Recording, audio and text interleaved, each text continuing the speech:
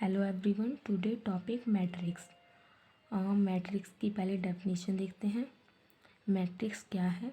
A system of m n numbers arrange in rectangular in m horizontal lines and n vertical lines is called an m n matrix. So matrix जो है एक rectangular form होता है, arrangement होता है। जैसे मैं आपको एक एग्जांपल देती हूँ। एक क्लास है, उसमें 3 फ्रेंड्स थे, अमन, श्याम और सुमन। इनके फिजिक्स, केमिस्ट्री और मैथ के मार्क्स दिए गए। अमन के 15, श्याम के 18, 12, इसी तरह 18, 19, 10 और मैथ में इसी तरह 9, 12, 19। ओके, अब मैं इसको एक रेक्टेंगुलर फॉर्म में लिख देती हूँ। जैसे अमन के मार्क्स 15, 19, 9, श्याम के मार्क्स फिजिक्स, केमिस्ट्री, मैथ के मार्क्स हैं ये फिजिक्स, केमिस्ट्री, मैथ 18, 19, 2, 12, 10, 19। ओके, तो ये जो रेक्टेंगुलर अरेंजमेंट है इसको हम मैट्रिक्स कहते हैं। ओके, आई होप आपको इस एग्जांपल से अच्छे से समझ में आया होगा। ये जो रेक्टेंगुलर अरेंजमेंट बना है इसी को हम मैट्रिक्स कहते हैं। जैसा कि डेफिनेशन में भी दिख रहा है आपको, a system of m n number arranged in rectangular form. Okay, so ये जो हॉरिजेंटल लाइन होती है इसको हम रो कहते हैं, और ये जो वर्टिकल लाइन होती है इसको हम कॉलम कहते हैं। ये जो एलिमेंट है ये A11 इसलिए है क्योंकि ये पहली रो का पहले कॉलम में ये जो एलिमेंट आया, इसलिए इसको A11 से डिनोट किया जाता है। A12 इसका मतलब है ये एलिमेंट है, पहली रो का एलिमेंट है और सेकंड कॉलम का एलिमेंट है। इसी तरह A13 है, तो इसको हम पढ़ेंगे ये पहली रो चल रही है और ये थर्ड कॉलम चल रहा है। तो ये जो होता है ये रो है, रो 1, रो 2, रो 3, ये कॉलम 1, कॉलम 2, कॉलम 3। जैसे A21 है तो इसका मतलब है ए जो है वो सेकंड रो का और फर्स्ट कॉलम का एलिमेंट है। और इसी तरह जैसे मैं आपको इसका बताऊं तो ये A33 इसका मतलब है ए जो है वो थर्ड रो का थर्ड कॉलम का एलिमेंट है, इसलिए इसको A33 लिखा गया है। एक बार मैं फिर से बताती हूँ। जो हॉरिजेंटल लाइन होती है उसको हम रो कहते हैं, और जो वर्टिकल लाइन होती है उसको हम कॉलम कहते हैं। This is row, this is column.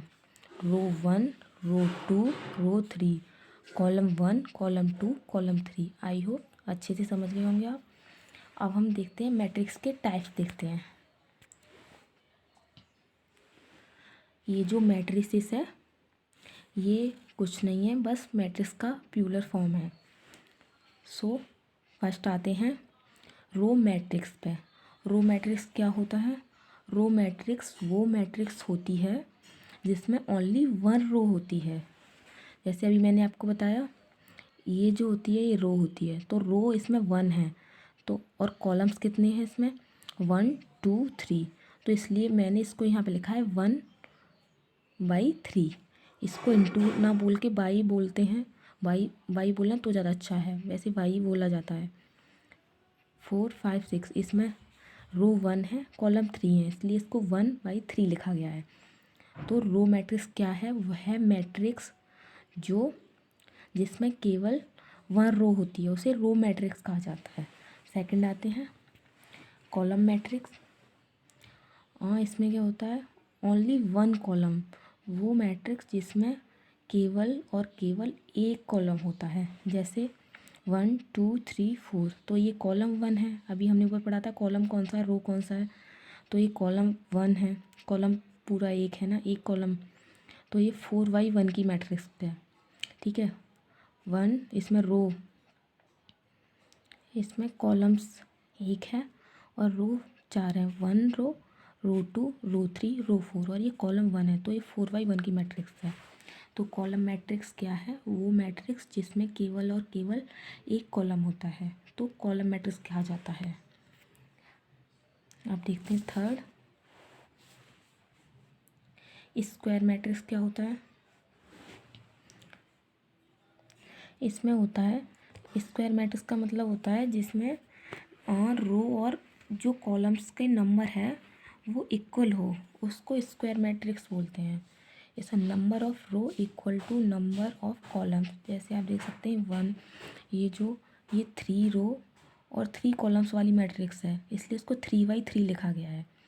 तो इसमें 3 रो हैं, रो 1, row 2, row 3, column 1, column 2, column 3, तो 3×3 की मैट्रिक्स लिखा गया है इसलिए इसको। सो स्क्वायर मैट्रिक्स क्या है? Number of row equal to number of columns. I hope square matrix आप समझ गए होंगे। अब देखते हैं डायगोनल मैट्रिक्स। डायगोनल मैट्रिक्स वो मैट्रिक्स होती है जिसमें डायगोनल जो होते हैं, जैसे 4, 2, 1 ये एलिमेंट होते हैं, और इसके अलावा जो नॉन डायगोनल एलिमेंट होते हैं वो 0 होते हैं, और इसको स्क्वायर मैट्रिक्स भी बोला जाता है। क्योंकि स्क्वायर और जो डायगोनल मैट्रिक्स के लिए स्क्वायर मैट्रिक्स होना ज़रूरी है। स्क्वायर मैट्रिक्स अभी आपने पीछे पढ़ा था, स्क्वायर मैट्रिक्स वो मैट्रिक्स होती है जिसमें कॉलम्स और रो की जो संख्या होती है वो बराबर होती है। तो इसमें रो भी बराबर है और कॉलम्स भी बराबर हैं। तो डायगोनल मैट्रिक्स क्या होगी? डायगोनल मैट्रिक्स वो होगी जिसमें डायगोनल को छोड़ के नॉन डायगोनल एलिमेंट जो होते हैं वो 0 होते हैं। ओके, अब स्केलर मैट्रिक्स पे आते हैं। स्केलर मैट्रिक्स क्या है? स्केलर मैट्रिक्स में कुछ नहीं है, बस जो वो डायगोनल भी है और स्क्वायर मैट्रिक्स भी होनी चाहिए। स्केलर मैट्रिक्स बस इतना है, इसमें ये जो डायगोनल वाले एलिमेंट होते हैं ये सेम होते हैं, जैसे उसमें अलग थे 4, 2, 1 था, यहाँ 5, 5, 5 है। और स्केलर मैट्रिक्स होने के लिए स्क्वायर प्लस डायगोनल होना भी ज़रूरी है। ठीक है, आई होप ये समझ गए होंगे।